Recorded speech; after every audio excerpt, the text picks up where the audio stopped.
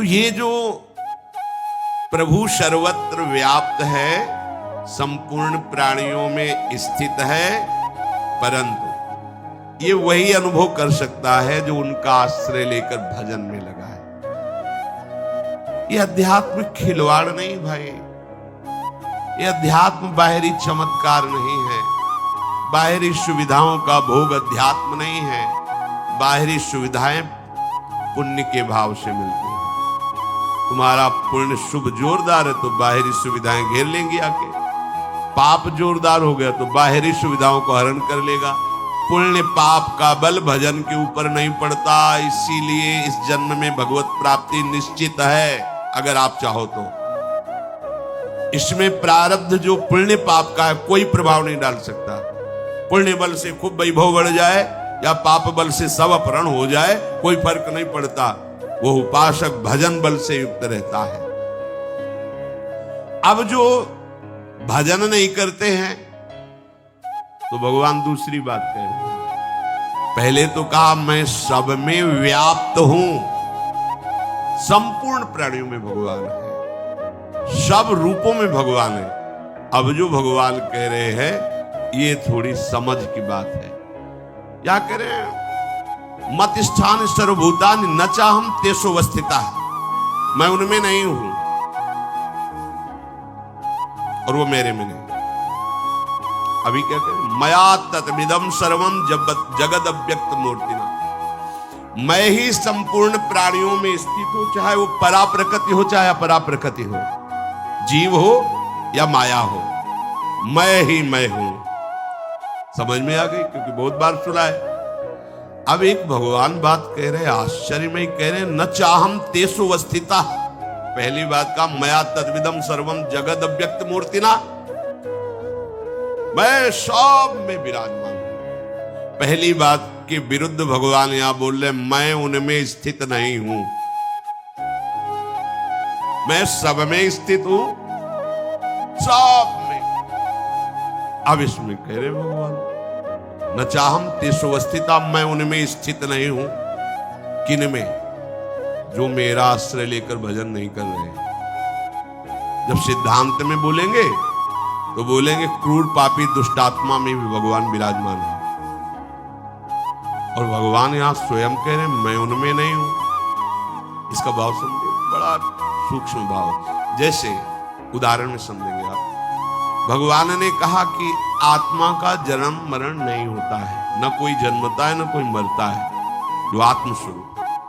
पर अर्जुन यदि तुम मानते हो जन्म मृत्यु को, आत्मा का नहीं होता, न जायते मृत्युः कदाचित्। लेकिन यदि तुम मानते हो तो जातस्य ही ध्रुव मृत्यु, जिसका जन्म हुआ निश्चित मरेगा। दो बात के ना, पहली बात में ना किसी का जन्म है ना किसी की मृत्यु है। किसकी? जो आत्म स्वरूप में स्थित है उसको यह अनुभव होगा। लेकिन जो शरीर में स्थित है, जो जातस्य ही ध्रुव मृत्यु, वो जन्मा मरेगा निश्चित। अब यहां बात समझो, पहले शब्द में भगवान बता दिया कि मैं सब में हूं। अब फिर कह सकते कि जब भगवान हम में है तो हमारे कल्याण में अब कमी क्या हो सकती? भगवान ही आकर विराजमान है, भगवान कर मैं उसमें नहीं हूं। किस बात में समझना होगा। यदि मैं उसमें स्थित होता तो जो परिवर्तन उसका होता वो मेरा भी होता। मैं तो अविनाशी हूं और वो स्थित है विनाशी शरीर भाव में, तो मैं उसमें नहीं हूं। उसके भाव में मैं नहीं हूं, इसलिए मैं नहीं हूं। सूक्ष्म भाव समझना, क्योंकि अगर मैं हूं उसके भाव में तो मेरा भाव आएगा। मैं अविनाशी हूं तो वो अविनाशी होगा, मैं चिदानंद हूं तो चिदानंद होगा। ये सब मेरे लक्षण उसमें नहीं है। क्यों? क्योंकि वो विनाशी शरीर भाव में, इसलिए मैं नहीं हूं। होते हुए भी मैं नहीं हूं। आत्मा का जन्म मरण ना होते हुए भी जन्म मरण होता है। ये गूढ़ विषय पवित्र बुद्धि में समझ में आएगा।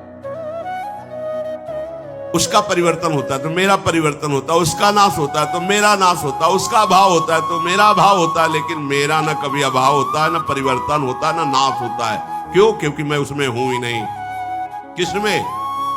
जो मेरा आश्रय लेकर के भजन करते हैं उनको ये अनुभव आएगा कि मैं उनमें हूं, वो मेरे में है। और जो मेरा आश्रय नहीं लेते, भजन नहीं करते, तो वो किसका आश्रय लिए? परिवर्तन विनाशशील शरीर संसार का। इसलिए मैं उनके भाव में नहीं हूं। तो भाव में नहीं तो नहीं है। हमारे भाव में भगवान नहीं तो कहीं भगवान नहीं है। वो दुष्ट नीच पापी, ऐसा दर्शन होता है। हमारे भाव में भगवान है तो सर्वम खलविदम, सब जगह भगवान। बात समझना, मैं नहीं हूं उनमें। तो कहते परिवर्तनशील, अगर शरीर है, पंचभूत है, तो पीछे तो भगवान ने कहा कि अपरा प्रकृति भी मैं हूं, तो पंचभूत भी तो भगवान है। तो बोले वो मानता कहां है? वो मानता का उसके भाव में नहीं ना, इसलिए मैं नहीं हूं। समझ पाए? होते हुए भी भगवान ने मना कर दिया कि मैं नहीं हूं। बोले भगवान क्यों नहीं देख रहे, उनको क्यों नहीं बचा रहे? क्योंकि वहां नहीं है।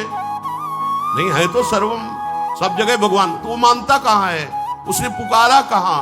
उसने भजा कहां? इसीलिए सब हो रहा है। ये बड़ा सूक्ष्म विषय है।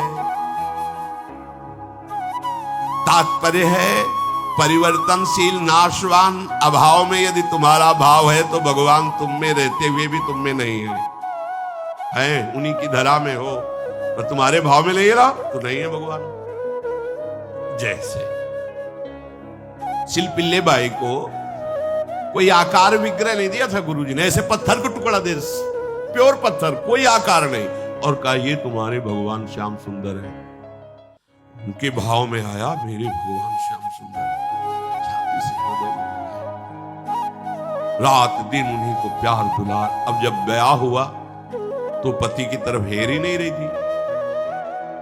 पति ने देखा कौन सा, किसकी छवि, क्या, तो देखा एक पत्थर का टुकड़ा।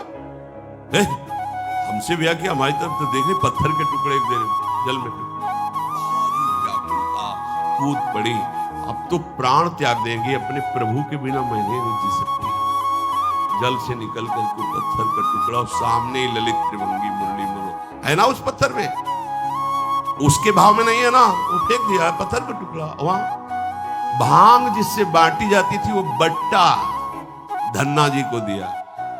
ये भगवान है तुम्हारे। बालक थे तो शालिग्राम भगवान को नीचे बैठा दिया और बट्टा को ऊपर से रख दिया। बोले बड़े ठाकुर चाहिए कि छोटे? बोले हमें तो बड़े ठाकुर चाहिए। तो हाँ, बड़े वाले ऊपर स्वामी है, ये ले। बस नहा के इनको नहला देना और पवा के इनको पा लेना। साक्षात ठाकुर साथ घूमते थे ना। भांग के बट्टे में अगर हमारा भाव नहीं तो नहीं है ना, वो तो भांग का बट्टा, कोई श्री विग्रह थोड़ी हमारे लिए नहीं है, उनके लिए है। बस ये बात समझना है। नचमत स्थानि भूतानि, संपूर्ण प्राणी जो वो मेरे में नहीं। पहले मैं बताया कि मैं सब में हूं, उसकी बात के विरुद्ध में बोले कि मैं उनमें नहीं हूं। अब इसमें दूसरी बात में सब मेरे में है, उस बात के विरुद्ध कह रहे वो प्राणी मेरे में नहीं है। क्योंकि यदि मेरे में स्थित होते तो मेरा निर्विकार स्वरूप हो, निर्विकार हो जाते। बोले नहीं, अब ये तो भगवान में स्थित है, ये तो भगवान के समान है। क्योंकि भगवान में स्थित नहीं है, वो विकारों में स्थित है, इसलिए भगवान कह रहे वो मेरे में स्थित नहीं है, मैं उसमें स्थित नहीं हूं। प्रभु जैसे निर्विकार हैं वैसे ही वो निर्विकार हो जाएगा। प्रभु जैसे परमानंद में है वैसे वो परमानंद हो जाएगा। प्रभु सब काल में, सब समय में, सब व्यक्तियों में है, तो ऐसे ही उसको अनुभव हो जाएगा मैं ही सब में हूं। जो यहां सारे जगत में भेद खत्म, तो मैं उनमें स्थित नहीं हूं, वो मेरे में स्थित नहीं है। कौन? जो प्रभु से विमुख है। प्रभु हैं सब में, पर जिनके अंदर प्रभु का भाव नहीं है, तो प्रभु वहां विराजमान होकर भी कहते मैं वहां नहीं हूं। जैसे दुर्वासा जी को कहा कि जो केवल मेरी अनन्यता में है, मेरे भजन में है, वो केवल मुझे जानते हैं, तो मैं केवल उन्हीं को जानता हूं। देख लो, सर्वज्ञ भगवान क्या कह रहे? वो मुझे जानते हैं, मेरे अनन्य, तो मैं उनका अनन्य हूं, मैं केवल उन्हीं को जानता हूं। वो मेरे हृदय है, मैं उनका हृदय हूं। साधु हृदय मई। क्या भगवान सबके हृदय नहीं है क्या? फिर क्यों कह रहे साधु हृदय मई हो? उन्होंने अपना हृदय दे दिया तो मेरा हृदय ही उनके हृदय में स्फुरित हो गया। आपने हृदय संसार को दिया, तो भगवान हृदयेश्वर हृदय में रहते हुए कह रहे मैं तुम्हारे हृदय में नहीं हूं, चिंता मत करो, मनमानी जो करो अवश्य में भोक्तव्यम कृतम कर्म शुभाशुभम। वो आपने हृदय विहारी भगवान को पहचान कर अपना हृदय उनके हवाले कर दिया, तो कह रहे चिंता मत करो, हम तो हम सर्वपापेभ्यो मोक्षयिष्यामि मा शुचा। तुमने माना कि मैं हूं तो आप निश्चिंत हो जाओ। तुमने माना कि यहां भगवान नहीं है तो मैं नहीं हूं, हम आंख मुंदे हैं, नहीं है, मान लो नहीं है, तो भोग रहे, जन्म मरण को प्राप्त हो रहे हैं।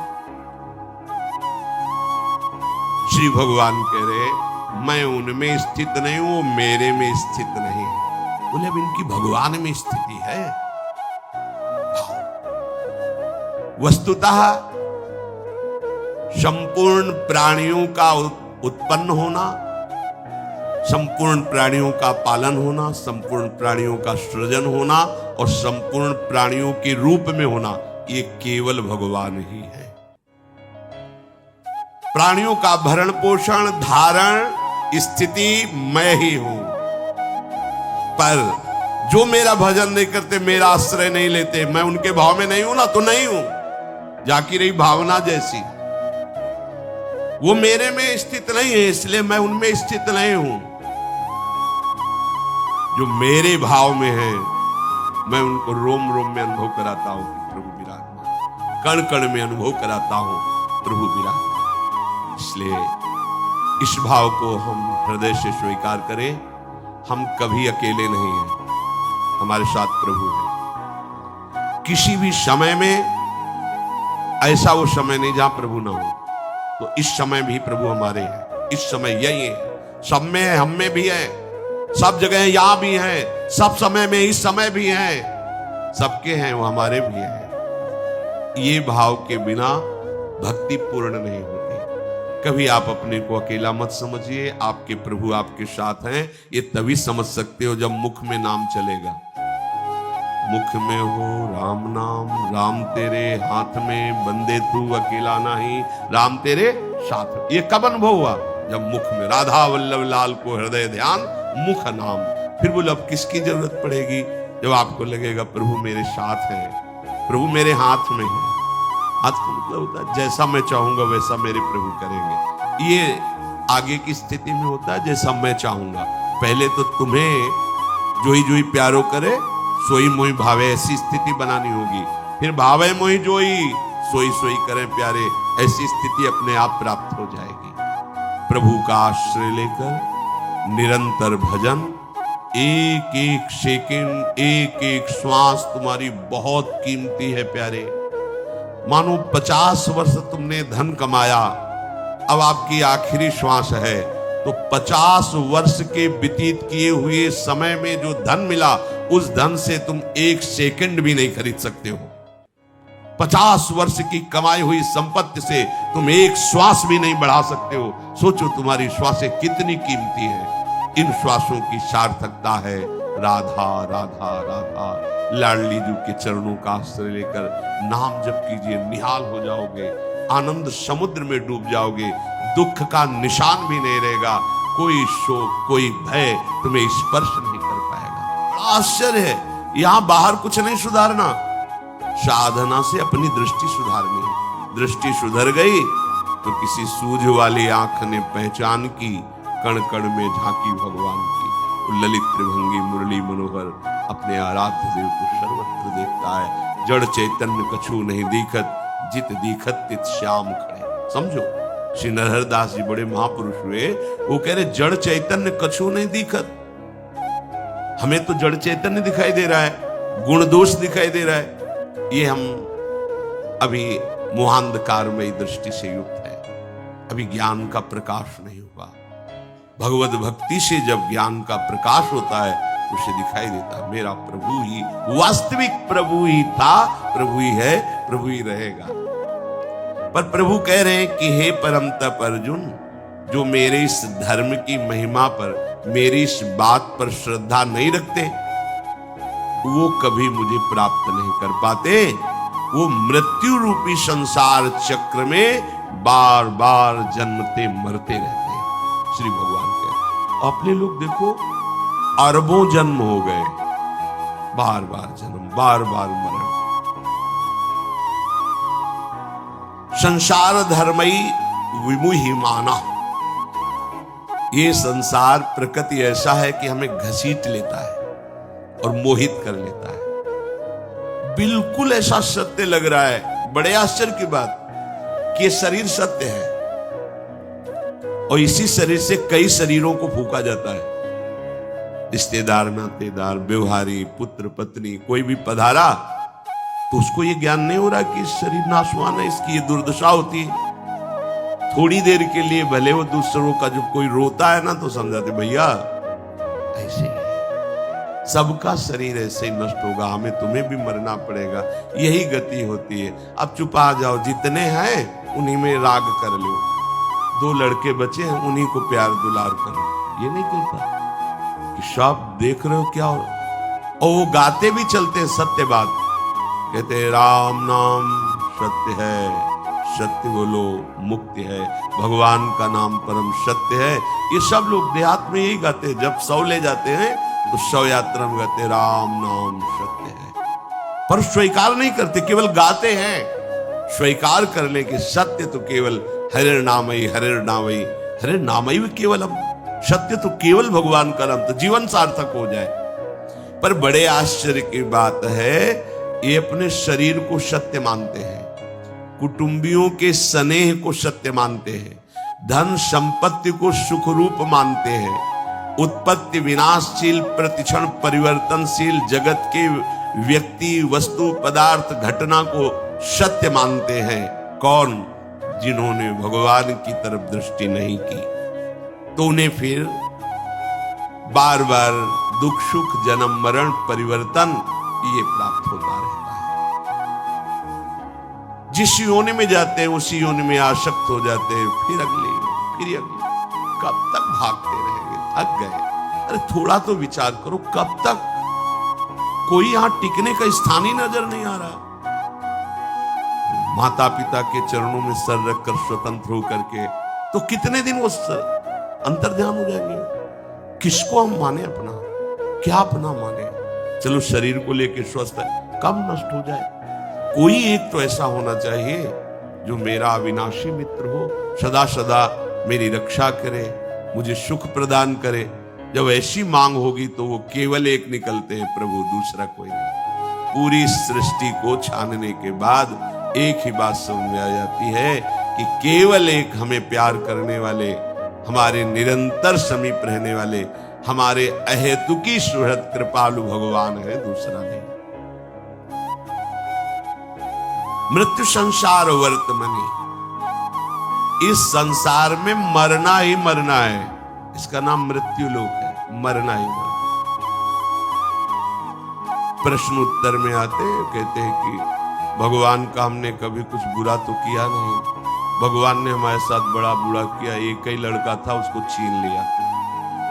अब क्या उत्तर उनको दे, इतने मोहांधकार में फंसे हुए, अब क्या? तुम्हारा लड़का था, तुम जान पाए? तुम्हारी क्या सामर्थ है कि तुम कुछ एक अंगुली की भी रचना कर लो? पुत्र बनाना तो बहुत बड़ी बात है, तुम्हारी अंगुली काट दी जाए, तुम नहीं उसको प्रकट कर दो तो जाने कि तुमने पुत्र रचना की है।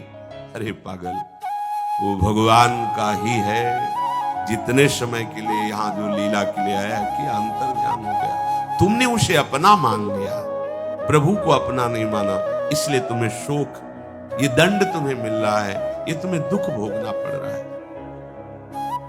भागवत में श्री चित्रकेतु जी के चरित्र में आता है कि उनके बहुत सी रानियां थी, बहुत से 1 करोड़ रानी।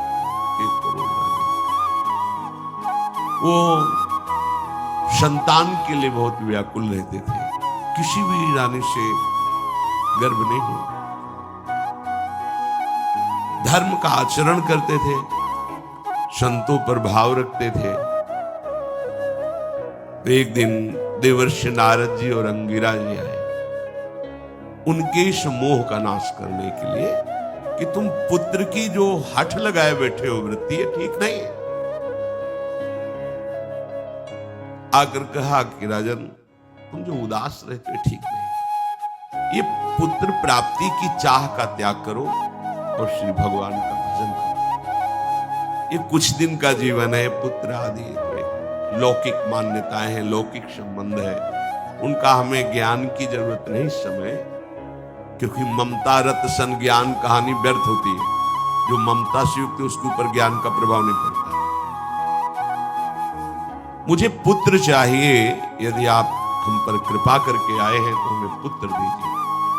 तो आपको पता होना चाहिए, यहां सृष्टि की कोई भी वस्तु एक रस नहीं रहती, इसलिए प्राप्ति में हर्ष होता है और बिछोह में शोक होता है। तो आपको पता है आपको भी हर्ष और शोक ही होगा, पर ममता से जो युक्त होता है उसको ज्ञान की बातें समझ में नहीं आती। तो कहा आप जो कामना कर रहे हैं ठीक है, भगवान की कृपा से उसकी पूर्ति होगी। सबसे बड़ी जो रानी थी वो गर्भवती हुई, संतान हुई, बेटा, तो बड़ा हर्ष। अब तो जे ही राज दरबार से समय मिलता सीधे भाग के बड़ी रानी के महल में। जो अन्य रानियां थी वो आपस में बैठकर संगोष्ठी की,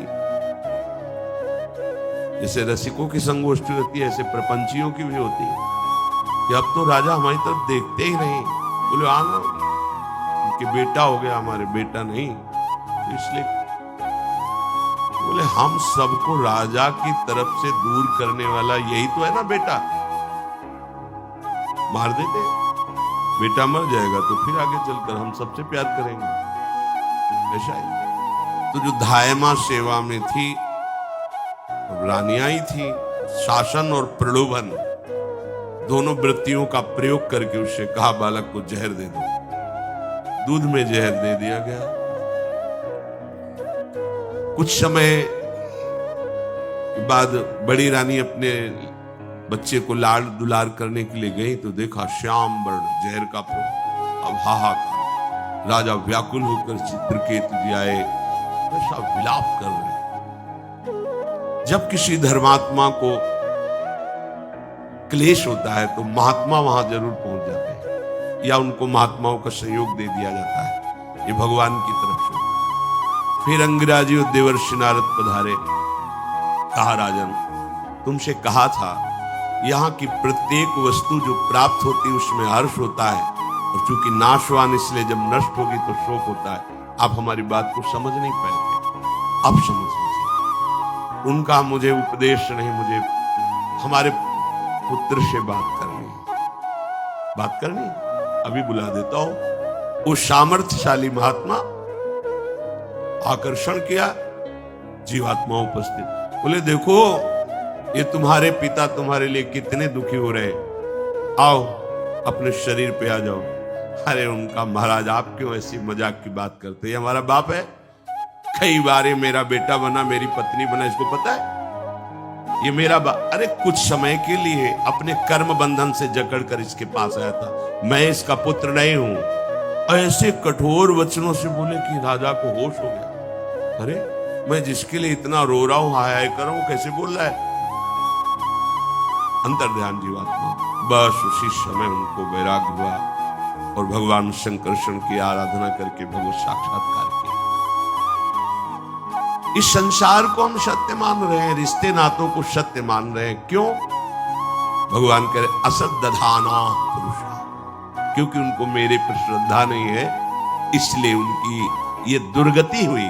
क्या दुर्गति? वर्तमान में शरीर से राग हो जाना, शरीर संबंधियों से राग हो जाना, शरीर भोगों से राग हो, वर्तमान में दुर्गति है। इसका परिणाम तो दुर्गति है ही है, केवल दुर्गति परिणाम है, केवल दुर्गति।